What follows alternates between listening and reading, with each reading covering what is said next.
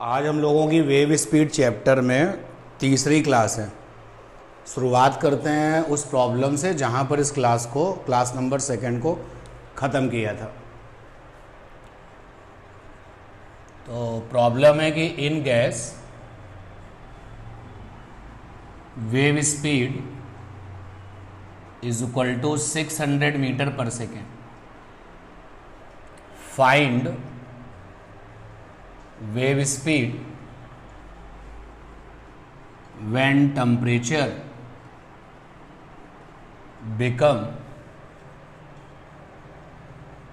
20 degree Celsius. और इसी से मिलता जुलता एक क्वेश्चन बनाते हैं। In air wave speed is equal to 332 metre per second. Find wave speed when temperature become 20 degree Celsius. अब इन दोनों ही प्रॉब्लम को अगर आप देखो तो ये वाली जो लाइन है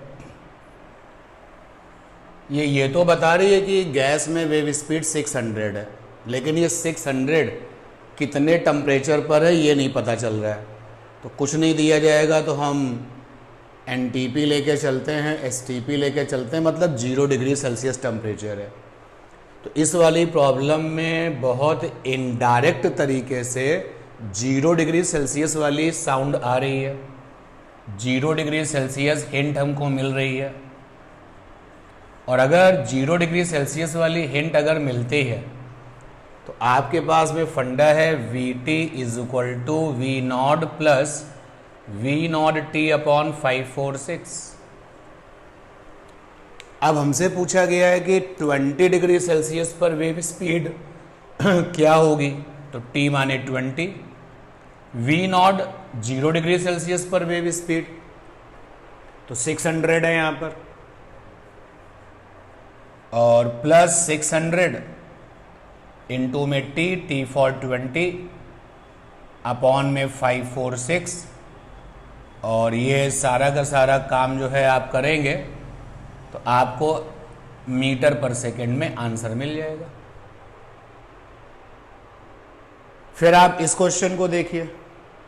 इस क्वेश्चन में जो गैस है वो एयर से रिप्लेस हो गई है, और जानी पहचानी बात भी सामने है, क्योंकि एयर में जो 332 मैकेनिकल वेव स्पीड होती है वो 0 डिग्री सेल्सियस पर ली जाती है। 0 डिग्री सेल्सियस का मतलब होता है एनटीपी एसटीपी।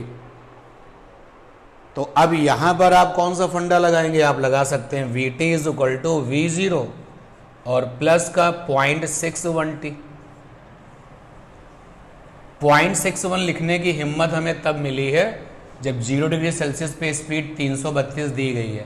याद रखो कि V0 upon 546 is equal to होता है 0.61 जब V0 इज इक्वल टू है 332 मीटर पर सेकेंड। कभी कभी तो आपको जो है यहाँ पे भी परेशान करने की कोशिश की जाएगी। कभी कभी ऐसा होगा कि एयर में वेव स्पीड 332 दी ही नहीं जाएगी। अगर ना दी जाए तो फिर आप मान लोगे कि 332 है, और कभी कभी दी जाएगी लेकिन 332 ना होकर के वो सपोज कर लो कहते हैं कि 280 है, तो फिर ये फंडा नहीं लगेगा। यानी जो मेन फंडा है वो ये वाला है, ये हमेशा आपको जिताएगा और ये आपको फंसा देगा। लेकिन ये भी इम्पॉर्टेंट है क्योंकि इसके यूज़ होने से जो रिजल्ट्स होते हैं, जो आपके आंसर होते हैं, बहुत जल्दी आते हैं। तो यहाँ पे V0 की वैल्यू एक बार फिर से 332 वाली वेव स्पीड किस टेम्परेचर पर थी ये तो इन्होंने बताया नहीं, इसका मतलब हम मान लेंगे कि 0 डिग्री सेल्सियस पर थी। तो यहाँ पर 332 और प्लस का 0.61 इंटू में 20। देखो कितनी जल्दी आंसर निकल जाएगा। 332 और प्लस 0, 2 1 जा 2, 2 6 जा 12। तो ये इसको पूरा सॉल्व कर लेंगे और आंसर आ जाएगा। तो जहाँ पर हमने बात ख़त्म की थी, आज की क्लास नंबर 3 वहीं से शुरू हो रही है वेव स्पीड की। और वो ये बात थी कि अगर आपको गैसेस में वेव स्पीड डिस्कस करनी है और इनिशियल टेम्परेचर 0 डिग्री सेल्सियस है, अब इनिशियल टेम्परेचर 0 डिग्री सेल्सियस है, या तो ये दे दिया जाएगा और कभी कभी इस बात को छिपाया जाएगा, तो आप 0 डिग्री सेल्सियस मान लोगे। तो आपको ये वाला फंडा यूज़ करना चाहिए। V0 होती है 0 डिग्री सेल्सियस पर वेव स्पीड, VT होती है T डिग्री सेल्सियस पर वेव स्पीड। और फिर आपको एक चीज़ यहाँ पर और बताएं, जैसे कि मैंने दोनों क्वेश्चन को आपके सामने जो है अभी सॉल्व किया है, इस क्वेश्चन में हमने चेंज कर दिया। क्या चेंज कर दिया हमने यहाँ पर किया कि यहाँ जो टेम्परेचर था दैट बिकम 150 डिग्री सेल्सियस, अब 150 डिग्री सेल्सियस हो गया। तो अब क्वेश्चन को करने के लिए जो ये फार्मूला है वो नहीं काम आएगा। क्यों नहीं काम आएगा? क्योंकि जो ओरिजिनल कॉन्सेप्ट है, ओरिजिनल कॉन्सेप्ट ये है, ओरिजिनल कॉन्सेप्ट है कि for given gas when temperature changes, when temperature changes then V1 by V2 is equal to under root T1 by T2। ये है ओरिजिनल कॉन्सेप्ट। और इस ओरिजिनल वाले कॉन्सेप्ट से जो तुमने ये वाला कॉन्सेप्ट बनाया है कि VT is equal to V not plus V not T upon 546, जो ये वाला कॉन्सेप्ट आपने बनाया है, ये कॉन्सेप्ट आपने बाइनोमियल थ्योरम लगा के बनाया है। यानी ये जो कॉन्सेप्ट बना है, जो कि हम दिखा नहीं रहे आपको बना के क्योंकि उसका कोई यहाँ मतलब नहीं है, तो ये बाइनोमियल थ्योरम लग करके बना है। और बाइनोमियल थ्योरम जब लगाई जाती है तो ऐसे होता है 1 प्लस एक्स की पावर n बराबर 1 प्लस एन एक्स। तो यहाँ का जो ये x है ये बहुत छोटा होना चाहिए। तो ये वाला कॉन्सेप्ट जो है ये तब काम करता है valid for temperature small t बराबर फ्यू डिग्री सेल्सियस। जो ये वाला कॉन्सेप्ट है ये तब तक काम करता है जब तक कि आपका टेम्परेचर फ्यू डिग्री सेल्सियस। अब अगर आप पूछो कि फ्यू डिग्री सेल्सियस का मतलब क्या है, तो वही 60-70 डिग्री सेल्सियस तक तो चल जाएगा। तो एक कॉमन वे में हम लोग जो है हमारी अर्थ में कहीं कहीं पर टेम्परेचर जो है 50, 55, 60 तक होता है। तो आप ऐसे अपने दिमाग में फीड कर लीजिएगा कि 60-70 डिग्री सेल्सियस का जो टेम्परेचर है वो तो हमारी अर्थ में ही पाया जाता है और इसको हम बियर कर सकते हैं। तो ये 70 डिग्री 80 डिग्री सेल्सियस तक भी चल जाएगा, 100 तक बच जाने देना। तो अपने दिमाग में एक रफ फीडिंग करिए कि this concept is valid when the temperature is a sufficient, temperature is a few degree Celsius and what do you mean by few degree Celsius. तो वही करीब 60-70 डिग्री सेल्सियस के आसपास तक आप लगा लेना। अब इस वाले क्वेश्चन में तो टेम्परेचर 150 डिग्री सेल्सियस है, दैट इज वाई ये कॉन्सेप्ट नहीं लगेगा। तो अब किसकी हेल्प लेनी पड़ेगी? ओरिजिनल की।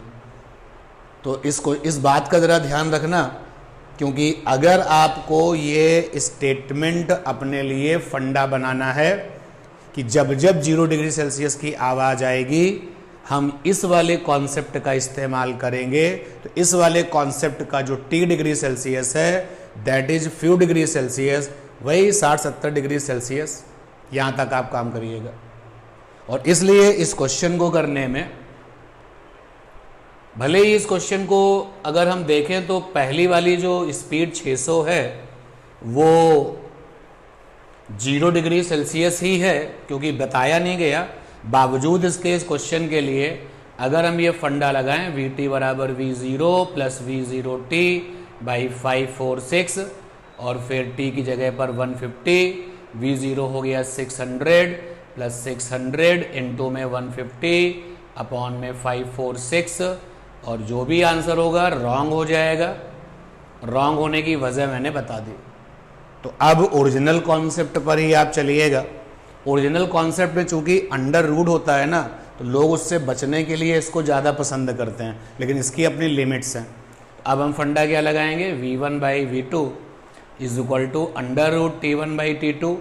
v1 पहले कितनी स्पीड थी, 600 थी। t1 पहले कितना टेम्परेचर था, कुछ दोगे नहीं तो जीरो मानेंगे, 273 केल्विन बनाना पड़ेगा। v2 अब कितनी स्पीड होगी, v डैश, t2 कितना दिया है 150, तो 150 प्लस 273, तो यहाँ से जो v डैश निकलेगा वो एकदम करेक्ट आंसर होगा। तो मुझे लगता है कि ये बात आपको हमारी समझ में आ रही होगी कि जिस फार्मूले को पकड़ करके हम चल रहे थे, हमने उसके आपको 3 तरीके से एप्लीकेशन करा दिए। ओवरऑल अगर आप देखें कौन कौन से 3 तरीके के एप्लीकेशन करा दिए हैं, फाइनल वे में लिख रहा हूँ। इसके बाद में हम अगली प्रॉब्लम में नई प्रॉब्लम की तरफ बढ़ जाएंगे। हमने आपको जो 3 तरह के एप्लीकेशन कराए हैं वो ये कि गिवन गैस अगर टेम्परेचर बदलती है, गिवन गैस का टेम्परेचर बदलता है, टेम्परेचर चेंज, तो मैकेनिकल वेव स्पीड के जितने भी न्यूमेरिकल हैं वो अगर हमें करने हैं, तो ओरिजिनल फंडा है v1 बराबर v2 under root t1/t2, always useful. ये कभी नहीं कहता है कि हम फेल हो गए, ये कहता है कि हमेशा यार हम तो यूजफुल हैं, always useful. Sajeevan Gupta late हैं भाई आज। Always useful. और ये जो फंडा है Vt is equal to v0 plus v0 t upon 546, ये है यूजफुल जब initial temperature 0 degree Celsius and small T बराबर फ्यू डिग्री सेल्सियस। तो फ्यू डिग्री सेल्सियस का मतलब यहाँ पर है 60 से 70 डिग्री सेल्सियस का टेम्परेचर अगर चेंज हो रहा है तो आप इस फंडे को यूज़ कर लेना, अदरवाइज फिर ये वाला फंडा लगेगा। तो एक हमने एप्लीकेशन ये कराया, एक एप्लीकेशन ये कराया, और एक एप्लीकेशन अभी अभी फिर कराया कि अगर इनिशियल टेम्परेचर 0 डिग्री सेल्सियस है एंड स्मॉल टी जो है बहुत बड़ा है,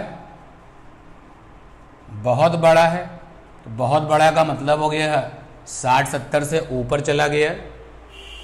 ये ऐसे लिखा जाए, मतलब अप टू 70 डिग्री सेल्सियस। अगर टेम्परेचर की वैल्यू 70 डिग्री सेल्सियस तक है तो आप इस फंडे को यूज़ कर लेना। और अगर इनिशियल टेम्परेचर है तो 0 डिग्री सेल्सियस, लेकिन स्मॉल टी बहुत बड़ा है, बहुत बड़ा मतलब 70 से ऊपर जा रहा है, तो आप इसी फंडे को यूज़ करना, v1/v2 बराबर अंडर रूट t1/t2। ये 3 एप्लीकेशन मैंने इस प्रॉब्लम के आपको करा दिए। चलते हैं नेक्स्ट एप्लीकेशन पर।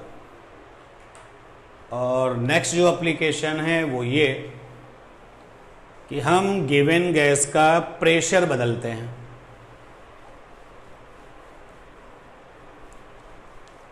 अगली जो प्रॉब्लम है उसमें गिवन गैस है और गिवन गैस का टेम्परेचर नहीं, प्रेशर बदलेंगे। तो गिवन गैस का प्रेशर बदलते हैं, प्रेशर चेंज, और बहस करते हैं कि क्या फ़र्क पड़ेगा मैकेनिकल वेव स्पीड पर। Discuss mechanical wave speed. अगर हम गिवन गैस का प्रेशर बदलते हैं तो मैकेनिकल वेव स्पीड पर क्या फ़र्क पड़ेगा। तो कोई भी गैस है, मान लेते हैं कि ये कंटेनर में गैस है,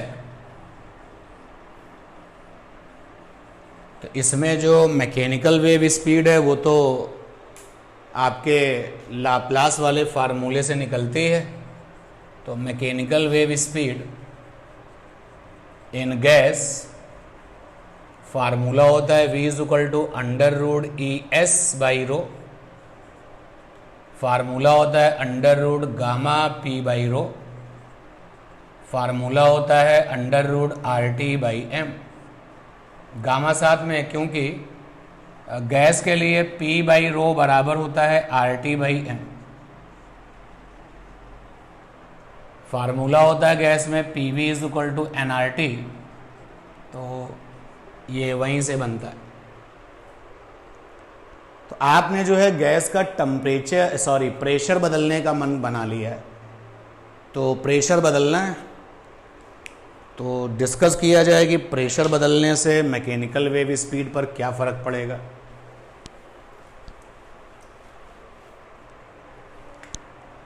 तो for gas P by rho is equal to है गामा RT बाई M, ये है। और गिवन गैस का गामा तो फिक्स होगा। अब कौन है? प्रिंस चौधरी, बहुत लेट हैं भाई, करीब करीब 9 बज रहा है। अब जो है गिवन गैस का गामा चाह के भी नहीं बदल सकते। अगर डाई एटॉमिक गैस है तो ट्राई एटॉमिक तो बन नहीं जाएगी प्रेशर बदले जाने से। तो गामा तो कांस्टेंट है, कैपिटल R भी कांस्टेंट है और कैपिटल M भी कांस्टेंट है, molecular mass.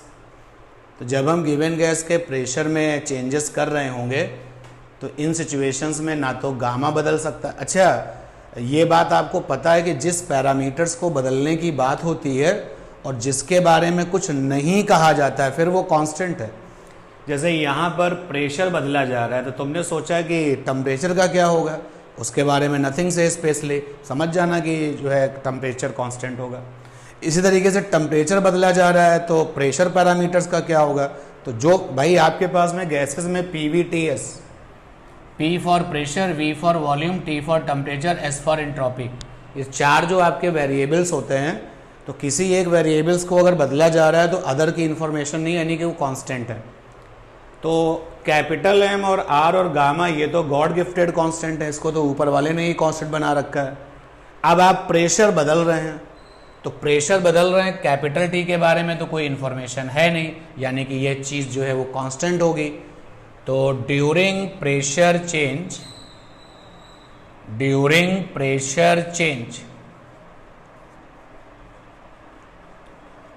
what is T, what is capital T, तो दैट इज कांस्टेंट। ये अंडरस्टूड रहता है भाई, लेकिन फिर भी मैंने लिख दिया। तो अब अगर आप देखिए तो ये पूरा का पूरा राइट हैंड साइड जो है वो कांस्टेंट हो गया। तो P बाई रो हो गया कांस्टेंट। तो यहां से आ गया P बराबर कांस्टेंट रो, यहां से हो गया P प्रोपोर्शनल रो। P माने प्रेशर, रो माने डेंसिटी। इसका मतलब ये हुआ कि अगर प्रेशर दुगना होगा तो डेंसिटी भी दुगनी हो जाएगी, तो P बाई रो बदल ही नहीं पाएगा।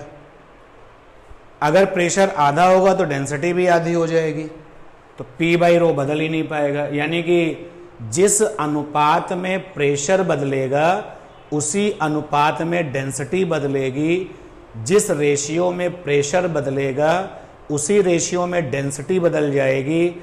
इसलिए P बाई रो ओवरऑल नहीं बदलेगा। जब P बाई रो कांस्टेंट आ गया तो गामा तो ऑलरेडी कांस्टेंट है, तो कॉन्सेप्ट निकल के आया कि प्रेशर के बदले जाने का मैकेनिकल वेव स्पीड पर कोई फर्क नहीं पड़ता। प्रेशर के बदलने से मैकेनिकल वेव स्पीड पर किसी तरीके का कोई इफेक्ट नहीं पड़ता। ये सीखने को मिल गया। आप इसको देख सकते हैं, कहीं कुछ डाउट हो तो आप पूछ भी सकते हैं। हमने जो सीखा हुआ है उसको देखते हुए मैं एक बार फिर से एक्सप्लेन कर लूँ कि प्रेशर जो है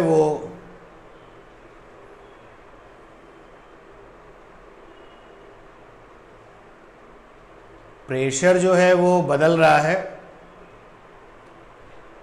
और प्रेशर के बदलने से गैस की वेव स्पीड पर क्या फ़र्क पड़ेगा। तो प्रेशर के बदलने से गैस की स्पीड पर कोई फ़र्क नहीं पड़ेगा। क्यों नहीं पड़ेगा, उसके लिए हमने आपको लॉजिक दिया कि भाई P के साथ साथ डेंसिटी बदल जाएगी, तो प्रेशर अगर दुगना होगा तो डेंसिटी भी दुगनी हो जाएगी। किसी तरीके का कोई फ़र्क नहीं पड़ पाएगा, किसी तरीके का कोई इफेक्ट नहीं पड़ पाएगा। और प्रेशर आधा तो डेंसिटी आधी। तो आप में से किसी को इसमें कोई डाउट हो तो बताइए भाई। किसी भी तरह का कोई डाउट हो तो बोलिए। तो हम रिजल्ट लिखते हैं भाई। तो रिजल्ट आ गया कि ऑन चेंजिंग प्रेशर जो मैकेनिकल वेव स्पीड है, mechanical wave speed remain constant. और कई सारे क्वेश्चन आपके पेपर में, अनसॉल्व पेपर में आप देखोगे कि कंपटीशन में ये बड़ा सॉलिड क्वेश्चन है। इस एटीएम प्रेशर पर, 4 एटीएम प्रेशर पर वेव स्पीड इतनी थी, बताओ 10 एटीएम प्रेशर पर वेव स्पीड कितनी होगी। तो आप जानते हैं कि प्रेशर का मैकेनिकल वेव स्पीड पर कोई फ़र्क नहीं पड़ता। इसलिए अगर कोई ग्राफ बनाने को कहे कि भाई यहाँ पर तो प्रेशर लेंगे और यहाँ पर वेव स्पीड v लेंगे, तो बताइए क्या होगा। तो जब कोई इफेक्ट ही नहीं पड़ता तो ग्राफ की जो लाइन है वो प्रेशर वाली एक्सिस के पैरेलल होगी। कई बार आपको बेसिक सिखाए हैं मैंने, कई बार आपको बेसिक्स बताए हैं, और बेसिक बताया है कि अगर y का कहना है कि उसको x से मतलब नहीं है, y not depend upon x, तो सीधा मतलब है कि y और x की जो ग्राफ होगी वो x के पैरेलल होगी। जिससे मतलब नहीं, ग्राफ हमेशा उसी के पैरेलल। यहाँ पर वेव स्पीड का कहना है कि प्रेशर से मतलब नहीं है, तो जिससे मतलब नहीं, ग्राफ की जो लाइन है वो उसी के पैरेलल होगी। तो इस आर्टिकल को आप देखिए। तो अब इस पर जो न्यूमेरिकल आएंगे वो बहुत ही आसान से आएंगे कि प्रेशर इतना था, अब 2p हो गया, बताओ वेव स्पीड क्या हो जाएगी। तो इस पर कोई भी न्यूमेरिकल, कोई ना तो कोई इस तरीके का प्रॉब्लम आएगा जिसमें कोई ट्विस्टिंग ज़्यादा हो पाए, तो आप बहुत आसानी से इन क्वेश्चंस को कर ले जाएंगे। और आगे मूव करते हैं। डेंसिटी पर जरा बात करते हैं।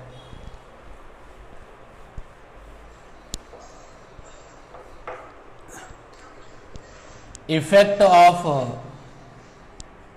ह्यूमिडिटी,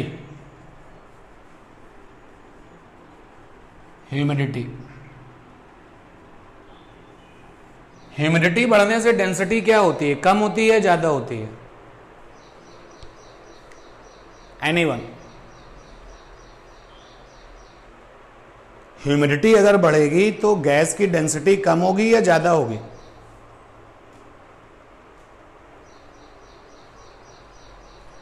कोई आंसर नहीं।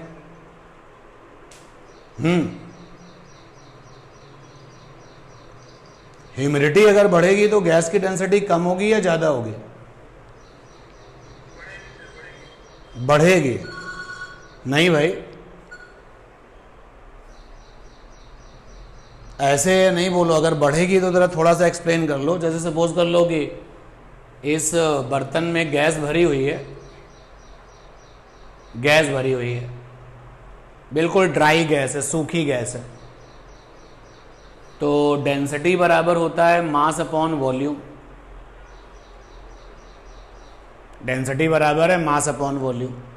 अगर हम यहाँ, ह्यूमिडिटी का मतलब हो गया वाटर वेपर आना, तो अगर हम यहाँ पर वाटर वेपर इंजेक्ट करें,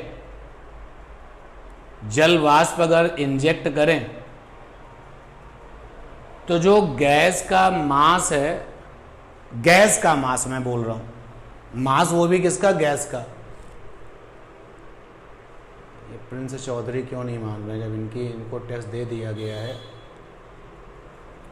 तो जो गैस का मास है उस पर क्या फर्क पड़ेगा, जो वॉल्यूम है उस पर क्या फर्क पड़ेगा?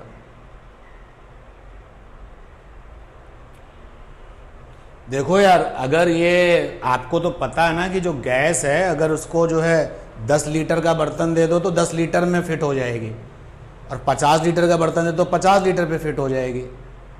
तो जैसे ही हम वाटर वेपर इंजेक्ट करेंगे तो कुछ जो गैस है वो लिक्विफाइड हो जाएगी, और गैस अगर लिक्विफाइड हो जाएगी तो जो गैस क्वांटिटी का मास है वो कम हो गया। अब गैस का मास कम हो गया क्योंकि उसका कुछ मास लिक्विफाइड हो गया है, और जो बचा हुआ गैस है वो उतने ही वॉल्यूम में फिर से हो जाएगा। अगर आप ह्यूमिडिटी और वाटर वेपर और बढ़ा देते हैं, वाटर वेपर और बढ़ा देते हैं, इस पर ध्यान देना कि आपके पास में 6 किलोग्राम ड्राई एयर थी, तो 6 किलोग्राम ड्राई एयर इतने वॉल्यूम में फैली हुई है। आपने वाटर वेपर यानी कि जल वाष्प को इंजेक्ट किया तो वो गैस को क्या करेगा, लिक्विफाइड करेगा, और इसी तरीके से वाटर वेपर फिर इंजेक्ट किया तो 6 किलोग्राम गैस में से कुछ गैस लिक्विफाइड होने लगेगी, वो तो लिक्विड में कन्वर्ट होने लगेगी। तो जो गैस का मास है, जो गैस क्वांटिटी का मास है, वो क्या होगा, नीचे जाएगा। अब मान लेते हैं कि हमने वाटर वेपर इंजेक्ट किया और 6 किलोग्राम गैस में से पॉइंट समथिंग ग्राम गैस जो है वो लिक्विफाइड हो गई, तो मास में कमी आ गई। जो बचा हुआ गैस था वो फिर से उतना ही वॉल्यूम कवर करेगा। एंड दैट इज़ वाई जब आप ह्यूमिडिटी बढ़ाते हैं तो गैस क्वांटिटी, मैं बार बार बोल रहा हूँ गैस वाला क्वांटिटी, जो गैस क्वांटिटी है, जो गैस वाला मास है, वो क्या करता है, डिक्रीज करता है। और जब वो डिक्रीज करता है तो डेंसिटी क्या करेगी, डिक्रीज। आप जो इंक्रीज बता रहे हैं वो किस बेस पर बता रहे हैं, यहाँ से अगर आप मुझे समझा सकते हैं, डिस्कस कर सकते हैं तो बताइए। ह्यूमिडिटी बढ़ने से डेंसिटी डिक्रीज होती है। अरे इस समय ह्यूमिडिटी ही तो चल रही है, देखो कितना लिक्विफाइड हो रहा है, कितना पसीना आ रहा है बॉडी में, जबकि पहले भी एयर में ही बॉडी थी और अभी भी एयर में ही है। अब एयर जो है वो in form of the liquid convert हो रही है। तो यहाँ पर जो फार्मूला है V is equal to under root gamma P by rho, तो जब ह्यूमिडिटी इंक्रीज हुई on increasing humidity,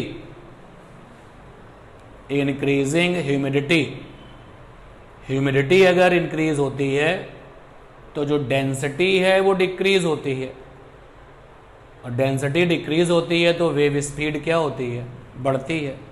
rainy season में या फिर विंटर सीजन में कंपैरेटिवली ह्यूमिडिटी ज़्यादा होती है as compare to the other season. जैसे इस समय जो ह्यूमिडिटी है करीब करीब जो है 80 प्लस होगी, 80 या 80 से एबव चल रही होगी। तो एक थ्योरेटिकल पॉइंट आपका आया कि अगर ह्यूमिडिटी बढ़ाएंगे तो डेंसिटी पर क्या फ़र्क पड़ेगा, और डेंसिटी के फ़र्क से वेव स्पीड पर क्या फ़र्क पड़ेगा, वो भी क्लियर हुआ हम लोगों ने। धीरे धीरे इस चैप्टर के सारे क्वेश्चंस करने की कोशिश की जा रही है, इंक्लूडिंग थोड़ी थोड़ी बातें इसमें और भी हैं जनरल टाइप की, वो भी डिस्कस करेंगे। आगे मूव करते हैं। आगे हम इस चैप्टर का कुछ बहुत बड़ा सा जो क्वेश्चन है वो करेंगे। इकलौता ही क्वेश्चन आपके मेडिकल का है, वो केवल ओनली फॉर द मेडिकल, क्योंकि अगर आप मेडिकल के बियॉन्ड जाएंगे तो क्वेश्चंस तो और भी बहुत सारे हैं। तो मेडिकल का एक क्वेश्चन है, नीट का स्पेशली बहुत फ्रिक्वेंटली आता है। क्वेश्चन ये रहता है कि एक गैस होती है, चलो मैंने उसको ए नाम दे दिया, और एक दूसरी गैस है उसको बी नाम दे दिया, और यहाँ पे मिक्सचर है ए और बी का, mixture of gas A and B. ये जो मिक्सचर है ये कोई कंपाउंड नहीं है, ये ऐसा कोई मिक्सचर नहीं है कि कार्बन और ऑक्सीजन मिलाए तो CO2 बन गया, ऐसा कुछ नहीं। तो गैस ए है, गैस बी है, मिक्सचर ऑफ गैस है ए और बी का, और ये सेम नेचर की गैसेज हैं, gas A gas B of same nature. Same nature का मतलब हो गया अगर ए वाली गैस मोनो एटॉमिक है तो बी वाली गैस भी मोनो एटॉमिक है, और मिक्सचर कोई कंपाउंड तो बना नहीं है, तो दैट इज़ वाई मिक्सचर भी आपका जो है मोनो एटॉमिक गैस का ही है। सिमिलरली अगर ए वाली डाई एटॉमिक है तो बी वाली भी डाई एटॉमिक है, और जो मिक्सचर कोई कंपाउंड तो बन नहीं रहा तो पॉली एटॉमिक का तो कोई स्कोप ही नहीं है। यानी सेम नेचर का मतलब ये हो गया कि अगर गैस ए का गामा गामा है तो गैस बी का गामा गामा ही है, तो जो मिक्सचर है that is not the compound, इसका भी गामा गामा है, ये मतलब है। मिक्सचर है कोई कंपाउंड नहीं है वो। अब क्या होता है क्वेश्चन में, इन दोनों गैसेस में से किसी एक में वेव स्पीड दी जाती है, तो यहां पर हमको मैकेनिकल वेव स्पीड दी जा रही है, मैकेनिकल वेव स्पीड दी जा रही है, इसमें वेव स्पीड नहीं दी जा रही है, वेव स्पीड नॉट गिवन, इसमें वेव स्पीड नहीं दी जा रही है, और इसमें वेव स्पीड निकालनी होती है, वेव स्पीड निकालो। तो पूरा का पूरा क्वेश्चन जो है बड़ा ही ज़बरदस्त रहता है, लेकिन बहुत फ्रिक्वेंटली ये आपके अपने एग्ज़ाम में आता है कि एक ही गामा की, सेम गामा की दो गैसेस मिला करके मिक्सचर बनाएंगे और फिर हम जो है वेव स्पीड मिक्सचर में पूछेंगे, दोनों में से किसी एक में वेव स्पीड दी जाएगी।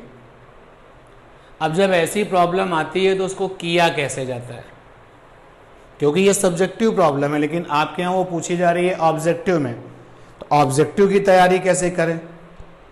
तो बच्चों इस प्रॉब्लम को करने का तरीका है V1 अपॉन में V मिक्स अंडर रूट रो मिक्स अपॉन में रो 1, ये है तरीका। ये V1 क्या है भाई, तो V1 mechanical wave speed in given gas, in given gas. समझना ध्यान से, अगर आप क्वेश्चन हिट करना चाहते हो तो ज़्यादा दिमाग नहीं लगाना, ज़्यादा दिमाग इन द सेंस कि मुझे इस फार्मूले के डिस्कशन का कोई इरादा नहीं है, फिर भी पर्सनल वे में अगर आप जो है पर्सनलाइज होके पूछते हो तो मैं बता सकता हूँ, बट अभी नहीं, क्लास में नहीं। मुझे सीधे क्वेश्चन करना है, मुझे उस क्वेश्चन को करना आना चाहिए। तो V1 क्या है, mechanical wave speed in given gas. अब देखिए गिवन गैस ये भी है और गिवन गैस ये भी है, तो हमने तो कह दिया ना कि एक में वेव स्पीड दी जाएगी, दूसरे में तो दी नहीं जाएगी, यानी कि जिस गैस में वेव स्पीड दी गई है हमने उसको V1 माना है। तो V1 क्या है, वेव स्पीड जिस गैस में दी गई है, जिस गैस में दी गई है। न्यूमेरिकल करेंगे तो थोड़ा और क्लियर भी होता जाएगा। सपोज कर लो कि अगर A वाली गैस हाइड्रोजन है और B वाली गैस ऑक्सीजन है और आपने मुझे हाइड्रोजन में वेव स्पीड दी है, तो V1 मतलब हाइड्रोजन में वेव स्पीड, यानी यहाँ पे वन नंबर गैस उसको कहेंगे जिसमें वेव स्पीड गिवन होगी, जिसमें वेव स्पीड गिवन होगी, सीधी सी बात। और जो जिसमें वेव स्पीड नहीं दी जाएगी उसको हम 2 नंबर गैस बोलेंगे। 2 नंबर गैस उसको जिसमें वेव स्पीड नॉट गिवन, तो यहां पर अगर हाइड्रोजन में वेव स्पीड दी जा रही है तो वो मेरे लिए नंबर 1 गैस है और ऑक्सीजन नंबर 2 गैस है। कभी कभी उल्टा हो जाएगा, तो आप अपने दिमाग में ऐसे रखना कि हमें दोनों जो गिवन गैसेस होंगी, नंबर 1 किसको कहना है, नंबर 2 किसको कहना है। और बाकी आप V मिक्स क्या है, मिक्सचर में वेव स्पीड, रो 1 क्या है, नंबर 1 गैस की डेंसिटी। भाई आपने सीधे सीधे ये डिक्लेयर कर दिया है 1 नंबर गैस उसको कहा जाएगा जिसमें वेव स्पीड गिवन होगी, तो रो 1 क्या होगी, गिवन गैस का जो नंबर 1 गैस है उसकी डेंसिटी। और बाकी V मिक्स आपको दिखाई दे रहा है, रो मिक्स आपको दिखाई दे रहा है। इसका मैं एक एग्जाम्पल लेता हूं तो चीज़ें और क्लियर हो पाएंगी। बहुत ही ज़बरदस्त और बहुत ही यूनिक प्रॉब्लम है। जब इस चैप्टर से थोड़ी टिपिकल प्रॉब्लम डिमांड में आती है तो फिर इसी तरीके का क्वेश्चन आता है। तो क्वेश्चन को ध्यान से देखना, करने का तरीका सीखना है कि हमें वो क्वेश्चन कर लेना चाहिए कैसे। तो hydrogen comma nitrogen are mixed with volume 4 litre, 6 litre respectively. Hydrogen और नाइट्रोजन को मिक्स किया गया है एक बर्तन में। हाइड्रोजन 4 लीटर है और नाइट्रोजन आपकी जो है 6 लीटर है। और फिर कहा गया कि mechanical wave speed in hydrogen is 1400 metre per second.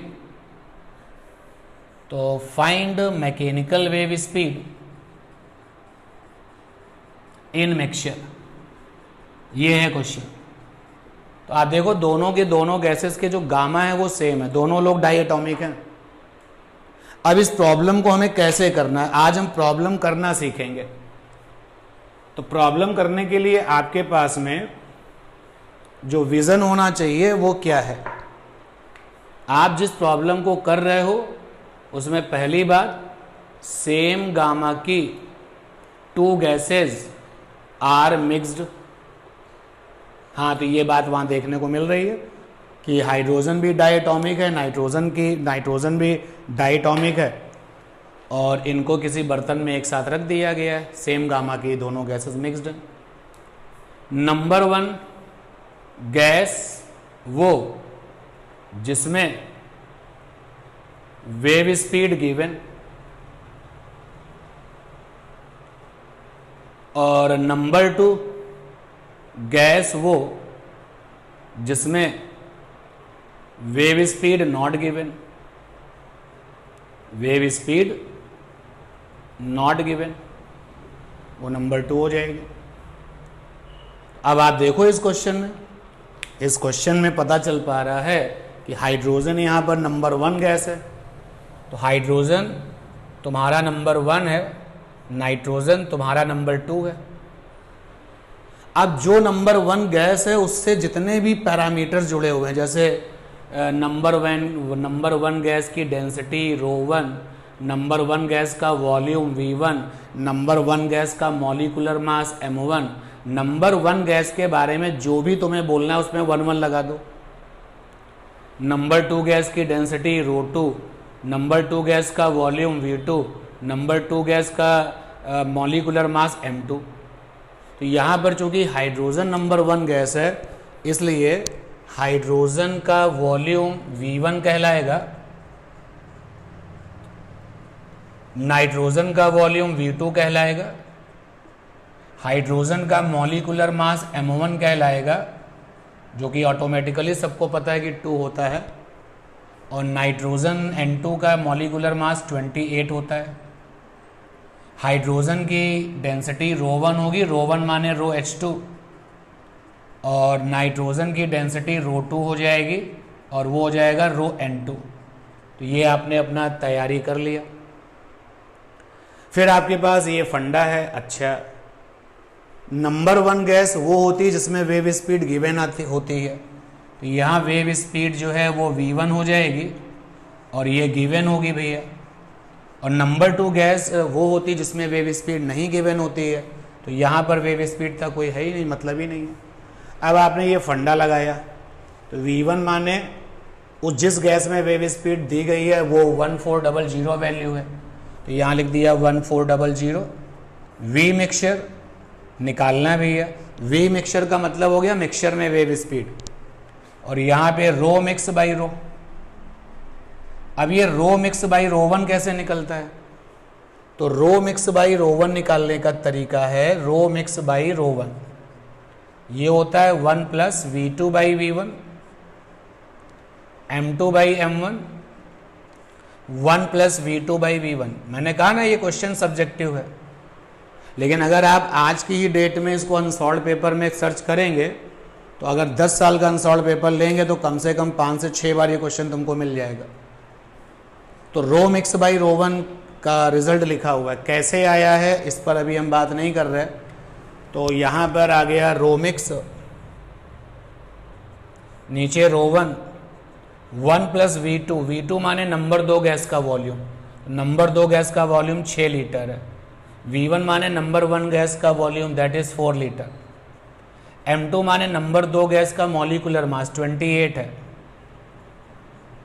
M1 माने नंबर 1 गैस का मॉलिक्यूलर मास 2 है, और 1 प्लस V2 माने है 6 और V1 माने है 4। बहुत ध्यान से इस रिजल्ट को आप देखो तो आप कह सकते हो कि रो मिक्स बाई रो वन आ जाएगा। अगर हम रो मिक्स बाई रो वन निकाल लेंगे तो यहाँ से जो रो मिक्स बाई रो वन आएगा यहाँ पे रख दिया जाएगा तो वे मिक्सचर निकल आएगा। थोड़ा कोशिश करें, देखिए row mix by row one कितना आया। Row mix by row one, तो row mix by row one 1 plus ये ऊपर हो जाएगा 14, तो 6 बाई 4 इंटू 28/2, तो ये 14 हो जाएगा। 2 2 ज़ा 4, 2 7 ज़ा 2 3 ज़ा, तो ये आया ऊपर आ गया है 23, नहीं 1 प्लस 6 बाई 4 28/2, 4 7 ज़ा 2 3 ज़ा 7, 22 आया ऊपर। और नीचे कितना आएगा, तो ये हो जाएगा 1 प्लस 3/2 यानी कि 5/2, 44/5 सही है। 44/5 सही है भाई, हेलो, बहुत बढ़िया। तो अब आप जो है यहाँ पर 1400 नीचे वी मिक्सचर और ये आ गया 44/5 और सॉल्व कर लेंगे। अनसॉल्व पेपर में जब आप क्वेश्चन देखेंगे तो ये जो अंडरवुड वाली चीज़ है ना, जब जब एग्जाम में आया है ऐसा आया कि उसका अंडरवुड आराम से निकल गया। तो मैं इसको फाइनली इस तरीके की प्रॉब्लम को फ्रेम कर दे रहा हूँ, फ्रेम में फिट कर दे रहा हूँ। और इससे रिलेटेड अगर आपको कुछ और भी डिस्कशन चाहिए तो वो पर्सनल वे में पूछ लीजिएगा। यानी अब मैं आपको जो है पूरी की पूरी फ्रेमिंग कर देता हूँ कि आप किस तरीके की प्रॉब्लम के लिए तैयार रहिए। तो भैया क्वेश्चन होगा सेम गामा की 2 गैसेज, सेम गामा की 2 gases are mixed, keep in mind not form compound, वो कोई कंपाउंड नहीं बनाएंगे, तभी लास्ट तक उनका गामा नहीं बदलेगा। तो सेम गामा की 2 गैसेस को मिक्स किया जा रहा होगा लेकिन उन्होंने कोई कंपाउंड नहीं बनाया होगा। तो हमारे लिए गैस नंबर 1 और गैस नंबर 2 और मिक्सचर, मिक्स गैस, ये 3 लोग वहां पर स्टैंड कर जाएंगे। गैस नंबर 1 जिसमें वेव स्पीड गिवन, जिसमें वेव स्पीड गिवन, और हम वेव स्पीड को v1 लिखेंगे। गैस नंबर 2 जिसमें वेव स्पीड नॉट गिवन, जिसमें वेव स्पीड नॉट गिवन, और मिक्सचर में वेव स्पीड पूछी जा रही होगी।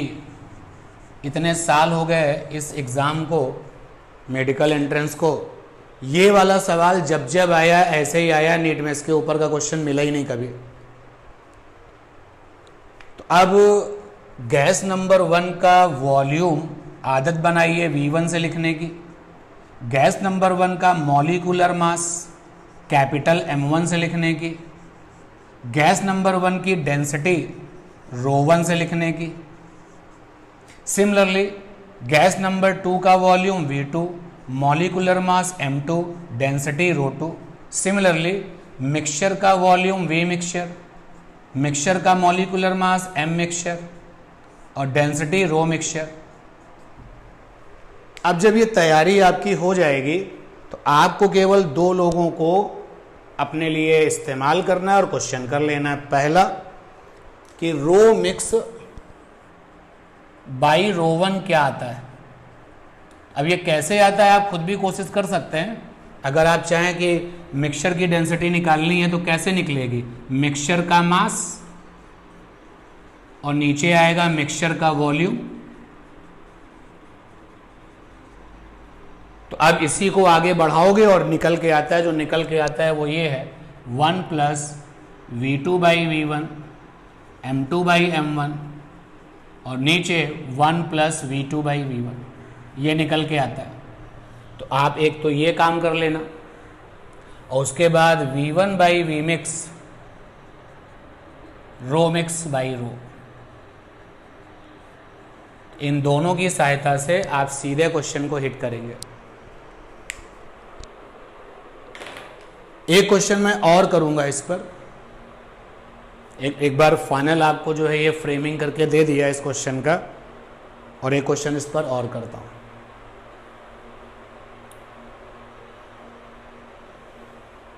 आराम से आप इसको देख लीजिए, इसी से मिलता जुलता एक क्वेश्चन करते हैं।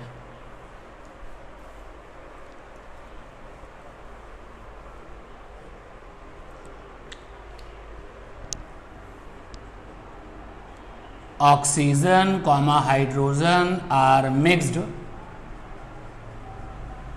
इन वॉल्यूम रेशियो 1:4। ऑक्सीजन ने और हाइड्रोजन ने एक दूसरे को मिक्स कर दिया है और वॉल्यूम रेशियो है 1:4। और फिर कहा गया कि wave speed in oxygen is equal to 600 metre per second. तो पूछा गया है वेव स्पीड इन मिक्सचर। अब इस क्वेश्चन को आप हमारे साथ में सॉल्व करिए। सब लोग अपना जो है ऑडियो ऑन कर लीजिए। मेरा पहला सवाल, इसमें नंबर 1 गैस कौन सी है?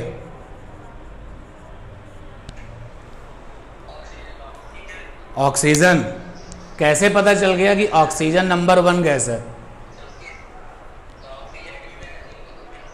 क्योंकि नंबर 1 गैस यहाँ पे कोड है और ये उसके लिए जिसमें वेव स्पीड गिवन है, ठीक है। तो नंबर 1 गैस यहाँ पर ऑक्सीजन है, बिल्कुल सही जा रहे हैं आप। तो गैस नंबर 1 ऑक्सीजन है। और बच्चों इसमें जो वेव स्पीड है वो V1 हो गई 600, और ऑक्सीजन का वॉल्यूम V1 होगा, ऑक्सीजन का मॉलिक्यूलर मास M1 होगा। जब तुमने गैस नंबर 1 पकड़ लिया तो गैस नंबर 2 तो आसान था, हाइड्रोजन है। हाइड्रोजन के वॉल्यूम को V2 लिखेंगे और मॉलिक्यूलर मास को M2 से लिखेंगे। अब हमको चाहिए रो मिक्स अपॉन में रो 1, ये होता है 1 + V2 / V1 और M2 / M1 और 1 + V2 / V1। अब देखिए इन्होंने क्या दिया है, इन्होंने वॉल्यूम दिया है। क्या क्या वॉल्यूम दिया है? Volume oxygen ratio volume hydrogen बराबर है 1:4। वॉल्यूम ऑक्सीजन वॉल्यूम हाइड्रोजन बराबर है 1:4। तो ऑक्सीजन का वॉल्यूम है V1, हाइड्रोजन का है V2 1:4, यानी कि V1 / V2 बराबर 1:4 यानी 1/4। तो ये आ गया 1 + 1/4। और M2 माने ऑक्सीजन M2 माने हाइड्रोजन का मॉलिक्यूलर मास 2 है, M1 माने ऑक्सीजन का 32 है। तो यहाँ से आ गया 1 + V2 / V1। V2 / V1 तुम लोग देख नहीं रहे हो, V1 / V2 है 1:4, तो V2 / V1 कितना आएगा? 4:1। तो यहाँ पर आ जाएगा 4:1। तो ये हो जाएगा 4 8 × 32, 2 4 × 8, यानी कि 1/4। ऊपर आएगा 5/4 और नीचे आएगा 5। तो ये देखो आ गया 1/4। तो रो मिक्स बाई रो 1 तो निकल गया। अब इसके बाद क्या करें? अब इसके बाद वो वाला फार्मूला लगा दें कि V1 / V mixture is equal to rho mixture by rho 1। V1 कितना है? 600। V मिक्सचर कितना है? निकालना है। रो मिक्सचर बाई रो 1 कितना आया है? 1/4।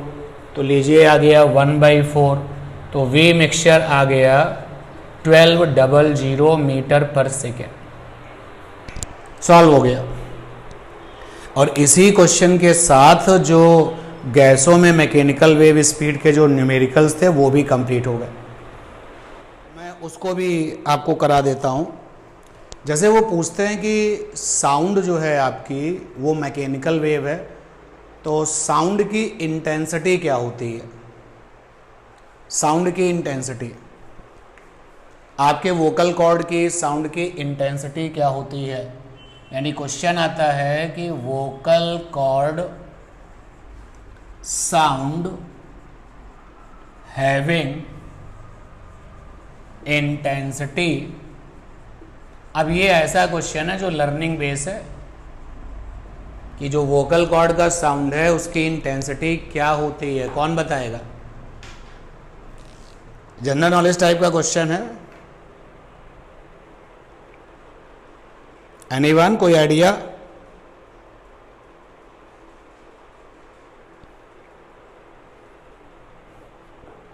कोई आइडिया ही नहीं है क्या? चलिए मैं बताता हूं। जो वोकल कॉर्ड साउंड है उसकी इंटेंसिटी क्या होती है? तो बच्चों, जो मैक्सिमम इंटेंसिटी इसकी होती है वोकल कॉर्ड साउंड की, वो होती है 1 वॉट पर मीटर स्क्वायर, क्योंकि इंटेंसिटी बराबर पावर अपॉन एरिया होता है ना, इसलिए। यानी कि आप ज़्यादा से ज़्यादा अपने वोकल कॉर्ड को कसरत करा के मैक्सिमम इंटेंसिटी अगर निकालते हो तो ये 1 वॉट पर मीटर स्क्वायर है। ऑर्डिनरी इंटेंसिटी क्या होती है? जब आप साधारण लोगों से बातचीत करते हो सिंपल वे में, तो ऑर्डिनरी इंटेंसिटी को एवरेज इंटेंसिटी भी कहेंगे। तो ऑर्डिनरी इंटेंसिटी होती है 10⁻⁻6 वॉट पर मीटर स्क्वायर। साधारण बातचीत जब आप करते हो हाय हेलो, तो वो जो इंटेंसिटी है दैट इज 10⁻⁻6 वॉट पर मीटर स्क्वायर। और वीकेस्ट, सबसे कम इंटेंसिटी क्या आपके वोकल कॉर्ड की होती है? तो जब आप धीमे से धीमे साउंड इंटेंसिटी की बात करते हो, वीकेस्ट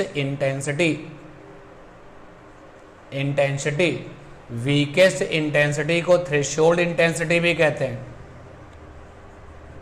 थ्रेशोल्ड इंटेंसिटी वो क्या होती है? तो वो होती है 10⁻⁻12 वॉट पर मीटर स्क्वायर। और बच्चों, ये जो वीकेस्ट वाली इंटेंसिटी है इसको आई नॉड से लिखते हैं, आई नॉड। तो आपके वोकल कॉर्ड की जो इंटेंसिटी है कम से कम वाली, वो थ्रेशोल्ड इंटेंसिटी कहलाती है। भूल मत जाना, इंटेंसिटी तो लाइट के पास भी होती है, इंटेंसिटी तो रेडियो वेव के पास भी होती है। यहाँ हम साउंड की बात कर रहे हैं, वोकल कॉर्ड साउंड की बात कर रहे हैं। तो ये है उस क्वेश्चन का आंसर। इस ऑर्डिनरी इंटेंसिटी को एवरेज इंटेंसिटी भी कहा जाता है। भाई ये तुम्हारा मिनिमा हो गया, ये तुम्हारा मैक्सिमा हो गया। जो मिनिमा भी नहीं है मैक्सिमा भी नहीं है तो एवरेज कहलाता है वो। अब इसके बाद जब तुमने ये लर्निंग बेस्ड क्वेश्चन जान लिया, तो इसके बाद एक क्वेश्चन आता है कि दुनिया भर में जो भी साउंड हैं हम उनकी इंटेंसिटी को थ्रेशोल्ड इंटेंसिटी के साथ कंपेयर करेंगे। ड्रम से आने वाली साउंड, गिटार से आने वाली साउंड, तो जितनी भी साउंड हैं, रोरिंग लॉयन की साउंड, शेर ने दहाड़ मारी उसकी साउंड, जितनी भी साउंड हैं जरा हम उनको कंपेयर करते हैं किसके साथ? इसके साथ। तो एक पॉइंट यहाँ पर लिखा जा रहा है, comparison of given sound intensity को मैंने आई लिख दिया, विद थ्रेशोल्ड इंटेंसिटी। याद रखना, थ्रेशोल्ड इंटेंसिटी वो इंटेंसिटी है साउंड की जो तुम्हारे वोकल कॉर्ड से आती है और वैल्यू इतनी है। तो comparison of given sound intensity with threshold intensity I naught is called intensity level. There are the some problem जो इंटेंसिटी लेवल की आती है। इंटेंसिटी लेवल को साउंड लेवल भी कहा जाता है, साउंड लेवल। तो चूंकि मुझे साउंड लेवल पर आना था, इसलिए मैंने तुमको सबसे पहले उस जनरल और लर्निंग वाले क्वेश्चंस के लिए डिस्कशन दिया। तो अगर ड्रम को बजाने से साउंड आती है, जरा उसकी इंटेंसिटी को थ्रेशोल्ड से कंपेयर कर लो, बन गया साउंड लेवल। अच्छा, कंपैरिजन कैसे होता है फिजिक्स में? तो फिजिक्स में कंपैरिजन डिफरेंस करके होता है कि उसके नंबर थे 80, हमारे थे 60, उसके 20 ज़्यादा हैं, ये डिफरेंस वाला कंपैरिजन हो गया। कंपैरिजन का तरीका होता है रेशियो लेकर के कंपेयर करना, और यहाँ पर भी जो कंपैरिजन है वो रेशियो वाला ही है, लेकिन लॉग लगा के। लॉग लगा के इसलिए क्योंकि जो इंटेंसिटी हम यहाँ पर पढ़ते हैं जनरली 10 की बेस पर पढ़ते हैं, 10 की पावर 10 की पावर। तो लॉग लगा करके अगर हम लोग कंपैरिजन करेंगे तो फिर वो थोड़ा सा आसान हो जाएगा, और कुछ नहीं। यानी कि इसका मतलब ये हो गया कि अगर आप मुझसे कहो कि इंटेंसिटी लेवल का फार्मूला क्या होगा, इंटेंसिटी लेवल को साउंड लेवल भी कहा जाता है, तो साउंड लेवल SL बराबर रेशियो लेना है लेकिन लॉग लगा के। तो गिवन वाली इंटेंसिटी पहले ले लो, ऊपर गिवन इंटेंसिटी I है, नीचे थ्रेशोल्ड वाली इंटेंसिटी ले लो I0 और लॉग लगा दो। क्योंकि साउंड वाली इंटेंसिटीज 10 की पावर में लिखी जाती हैं, थोड़ा आसान होता है। अदरवाइज तुम सोचो ना, अब 10 की पावर -6 है तो आसानी से याद है, और इसको अगर बिना 10 की पावर बनाओ तो कितना टिपिकल हो जाएगा। तो साउंड वाली इंटेंसिटी क्योंकि 10 की पावर में लिखी जाती हैं, इसलिए यहाँ पे लॉग में जो बेस होता है वो 10 होता है। तो साउंड लेवल SL बराबर लॉग बेस में 10 I/I0। अब ये जो साउंड लेवल हमने निकाला, इसका कोई यूनिट तो होगा नहीं भाई, क्योंकि आपको पता है कि लॉग वाले लोगों का कोई यूनिट तो होता ही नहीं है, तो यूनिट लेस है ये। और यूनिट लेस तो है, लेकिन फिर भी इसको एक यूनिट दी गई है, और वो है बेल, डोर बेल। बेल मतलब घंटी। बेल उसने इसलिए लगाया है कहीं तुम इस फार्मूले में लाइट की इंटेंसिटी ना ले लो। तो जब आगे ये BEL बेल लगा रहेगा तो आपको याद रहेगा कि इस फार्मूले में केवल उन इंटेंसिटीज को लाना है जो साउंड के लोग हैं। तो यूनिट ले लीजिए, बेल एक ऐसी यूनिट है फिजिक्स की जिसके पास कोई डायमेंशन नहीं होती, क्योंकि एक्चुअली तो ये इसकी कोई यूनिट होगी ही नहीं, लेकिन बेल एक ऐसा सोचा हुआ यूनिट है, कंसीडर्ड है, माना हुआ है, जिसको कि हमारे एक्सपर्ट्स ने लगा दिया ताकि आप याद रख पाएँ कि इस फार्मूले में केवल उन इंटेंसिटीज़ को जगह मिलेगी जो साउंड से कनेक्टेड है। बच्चों, अगर इसी फार्मूले में हम 10 से मल्टीप्लाई कर दें, SL बराबर 10 से मल्टीप्लाई कर दें लॉग बेस 10 I/I0, तो अब ये बन जाता है डेसीबेल, dB। डेसी का मतलब होता है मल्टीप्लिकेटिव नंबर 10। तो बेल में अगर डेसी टर्म आ गया तो यानी कि इस फार्मूले में 10 से मल्टीप्लाई कर दो, तब यहाँ पे जो यूनिट है वो डेसिबल हो जाएगी। तो इस तरीके से आप जो है किसी भी इंटेंसिटी का लेवल निकाल सकते हो। चलो मैं ज़रा निकालता हूँ लेवल, जो वोकल कॉर्ड की हाईएस्ट इंटेंसिटी थी उसका लेवल ज़रा निकालता हूँ। तो हाईएस्ट इंटेंसिटी थी 1 वाट पर मीटर स्क्वायर। तो मैंने एक एग्जाम्पल लिया है, SL बराबर 10 लॉग बेस 10 I/I0। SL बराबर 10 लॉग बेस 10। I माने गिवन इंटेंसिटी, तो गिवन इंटेंसिटी कौन सी ले रहा हूँ मैं, अपने वोकल कॉर्ड की जो हाईएस्ट थी, मैक्सिमम जो इंटेंसिटी थी। I की वैल्यू 1 वाट पर मीटर स्क्वायर है, वीकेस्ट तो 10 की पावर -12 होता है, तो ये आ जाएगा 10 लॉग बेस 10 की पावर 12। पूरा लॉग सॉल्व कर लोगे तो 120 आएगा। dB माने डेसिबल, तो 120 डेसिबल का साउंड है लेवल आपका मैक्सिमम वाला अपने वोकल कॉर्ड के लिए। अगर आप 10 की पावर -6 का निकालो, जो अगर वोकल कॉर्ड की जो ऑर्डिनरी इंटेंसिटी 10 की पावर -6 है उसका निकालो तो 60 आ जाएगा। निकाल नहीं रहे, यहाँ पर आपकी इंटेंसिटी रखोगे 10 की पावर -6, सॉल्व करने पर आ जाएगा 60। यानी कि आपके वोकल कॉर्ड का साउंड लेवल कितना है, 60 डेसिबल से लेकर के 120 डेसिबल तक, 60 डेसिबल से लेकर के 120 डेसिबल तक। तो हमको ये पता चल गया कि फॉर वीसी, वीसी माने vocal cord, sound level is 60 decibel to 120 decibel. 120 decibel से जब ऊपर कोई साउंड होता है तो हम उसको नॉइज़ कहते हैं। रियलिटी तो ये है कि 180 डेसिबल से जब ऊपर चला जाता है कोई भी साउंड तो फिर वो हमारे लिए हार्मफुल हो जाता है। तो जब हम लोग डीजे की बात करते हैं तो डीजे की अगर लेवल इंटेंसिटी, साउंड लेवल वाली वैल्यू अगर 120 से ज़्यादा हो रही है तो फिर हमको थोड़ा सा हेडक होने लगता है, और अगर 180 से ऊपर चली गई है तो 101% वो आपके कान को डैमेज कर सकता है। तो जो नॉइज़ होता है वो इसके ऊपर का साउंड है, 120 डेसिबल से ऊपर का। तो नॉइज़ जो होते हैं, जो शोर कहलाते हैं, तो नॉइज़ का sound level greater than 120 decibel लिया गया है कि जो साउंड का लेवल 120 डेसिबल से ऊपर है उनको हम लोग शोर कहते हैं, उनको नॉइज़ कहते हैं। वो प्लीजेंट इफेक्ट नहीं देते, वो हमको सुनने में अच्छे नहीं लगते। तो एक तो तुम लेवल निकाल सकते हो। कभी कभी क्या होता है कि दो दो इंटेंसिटी दे करके लेवल डिफरेंस पूछा जाता है। जैसे कि एक क्वेश्चन आपके लिए रहता है कि एक इंटेंसिटी I1 है,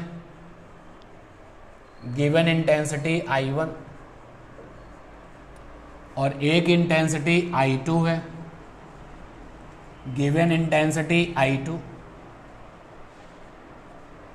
दो अलग अलग इंटेंसिटी हैं। इसका साउंड लेवल SL1 है। कैसे निकलेगा? 10 log base 10 I1 by I0। Formula लगा के डेसिबल में हम लोग चल रहे हैं। इसका लेवल कैसे निकलेगा? SL2 बराबर 10 log base 10 I2 by I0। अब देखिए, अगर मैं ये कहता हूं कि I1 I2 से बड़ा है तो SL1 SL2 से बड़ा होगा, सीधी सी बात है। दोनों को कंपेयर कर लो, यहाँ पर भी 10 है, यहाँ पर भी 10 है, यहाँ पर भी I0, यहाँ पर भी I0, ऊपर I1, यहाँ पर I2, तो I1 बड़ा तो साउंड लेवल भी बड़ा। तो हमने ये मान लिया है कि I1 बड़ा है, तो साउंड लेवल का डिफरेंस पूछा जाता है। तो SL1 माइनस SL2, बच्चों जब आप इनका राइट हैंड साइड करोगे, जो कि खुद करना है आपको, तो आप देखोगे कि यहाँ पे 10 कॉमन हो जाएगा और अंदर आ जाएगा log base 10 I1 by I0 minus का log base 10 I2 by I0।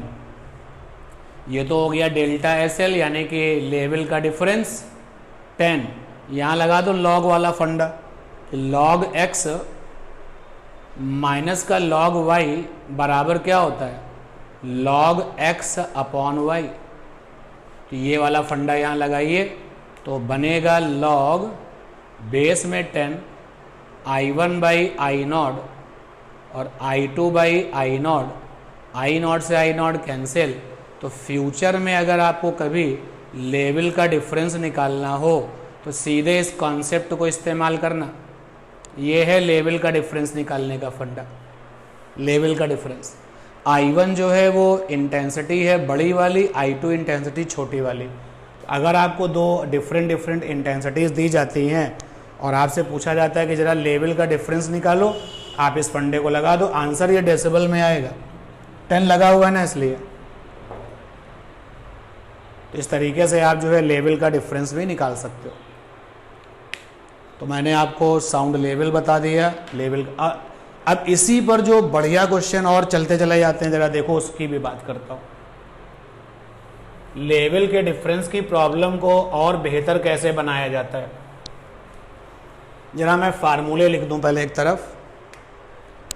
तो साउंड लेवल होता है 10 log base 10 I by I0, और ये dB में आता है, डेसिबल में आता है। डेल्टा एस एल होता है 10 log base 10 I1 by I2, और ये भी dB में आता है। I1 यहाँ पे बड़ी इंटेंसिटी है, I2 यहाँ पे छोटी इंटेंसिटी है। I1 उसको बोलोगे जो बड़ा है, I2 उसको बोलोगे जो छोटा है। तो अभी लेवल डिफरेंस पर ही कुछ बेहतरीन क्वेश्चंस होते हैं। वो कैसे हैं बेहतरीन क्वेश्चन, ध्यान देना। अब जैसे मान लो कि एक ऐसा सोर्स है साउंड का जो पॉइंट सोर्स है, पॉइंट सोर्स, अब उसकी इंटेंसिटी, तो आपको पता है कि पॉइंट सोर्स की इंटेंसिटी जो होती है, पॉइंट सोर्स की इंटेंसिटी I प्रोपोर्शनल होता है 1/r², बता चुका हूँ। पॉइंट सोर्स का जो एम्पलीट्यूड है वो होता है 1 प्रोपोर्शनल टू 1/r। तो यहाँ पे आ जाएगा I1/I2 is equal to R2² और यहाँ पे आ जाएगा A1/A2 is equal to R2/R1। तो आपको इंटेंसिटी को दूरी में बदलना आना चाहिए, यानी कि अगर ये वाला फंडा आप यहाँ लगा दो तो एक क्वेश्चन और तैयार हो जाएगा। एग्जाम्पल के लिए हमने क्वेश्चन बनाया कि भाई एक पॉइंट सोर्स था, उससे 10 मीटर की दूरी पर जो इंटेंसिटी रही होगी और वहाँ से उसी पॉइंट सोर्स से 100 मीटर की दूरी पर जो इंटेंसिटी रही होगी, उनका लेवल डिफरेंस निकालो। तो अब आपको I1/I2 की जगह पे ये लिखना पड़ेगा R2²/R1²। कभी कभी एम्पलीट्यूड से इंटेंसिटी पे जाना होगा। सपोज कर लो एम्पलीट्यूड का रेशियो दे दिया गया, सोर्स पॉइंट सोर्स है उसका एम्पलीट्यूड रेशियो दिया गया है, तो एम्पलीट्यूड के रेशियो से आप डिस्टेंस पे चले जाओगे, डिस्टेंस से आप इंटेंसिटी पे चले जाओगे।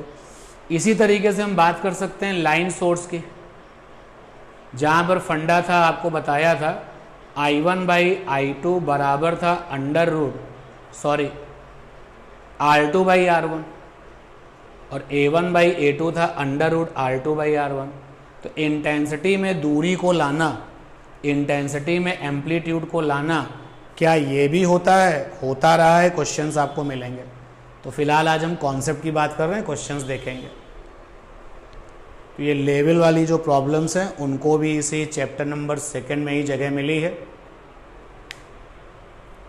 These are the general points कि अगर आपको परफेक्शन चाहिए तैयारी में तो आप इनको छोड़ नहीं सकते, क्योंकि एक एक क्वेश्चन जरूरी होता है।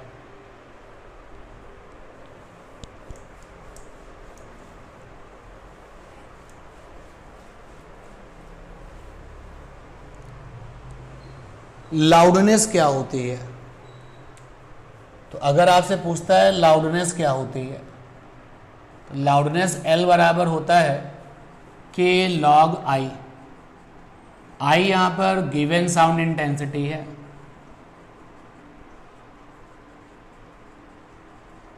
K यहाँ पे कांस्टेंट है। यानी अगर मुझे इसकी डेफिनेशन देनी हो तो कैसे लिखूंगा? गिवन साउंड इंटेंसिटी की जो लॉगरिथमिक वैल्यू होती है that is called the loudness. तो लाउडनेस जो है वो किसी भी साउंड इंटेंसिटी का लॉग वैल्यू कहलाता है। अब इसका भी कोई यूनिट तो होता नहीं है, डायमेंशन तो होता नहीं है, बावजूद इसके आगे फ़ोन लगाया गया PHON।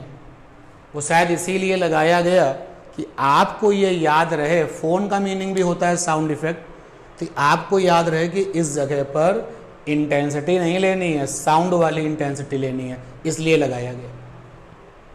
तो ये लाउडनेस पर भी क्वेश्चंस आपको मिलेंगे।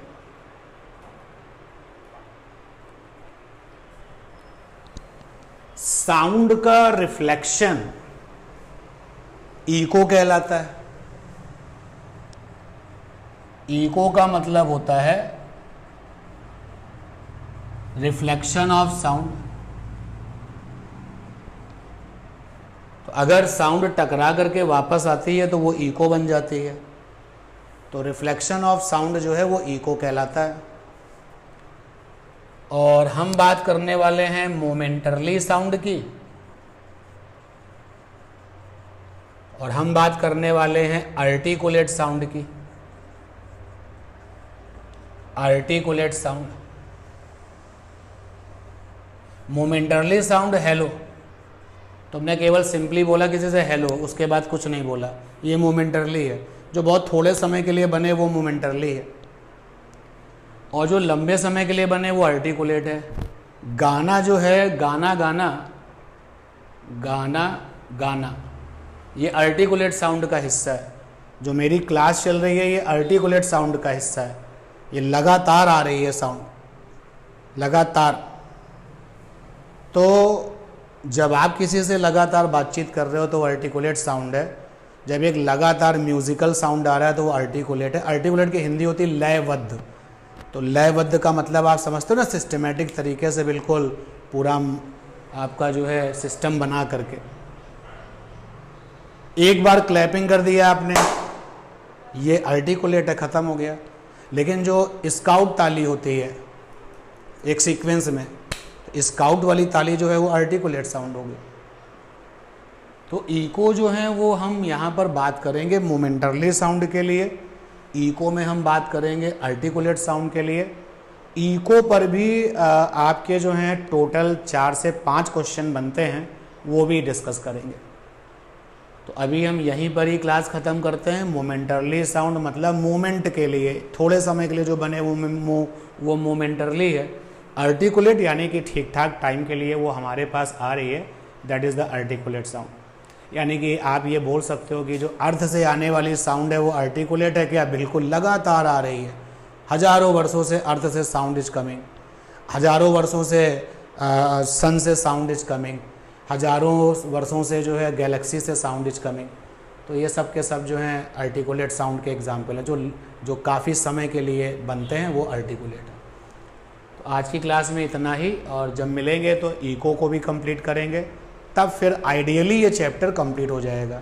इसके बाद हम बीट्स बताएंगे। बीट्स जैसे ही आ गया तो समझ लेना चाहिए कि अब जो है मैकेनिकल वेव का सबसे इम्पॉर्टेंट यूनिट्स आने लगा है, सुपर पोजिशन जिसको कहते हैं। चलिए बच्चों, मिलते हैं आपसे नेक्स्ट क्लास में। Thanks to all.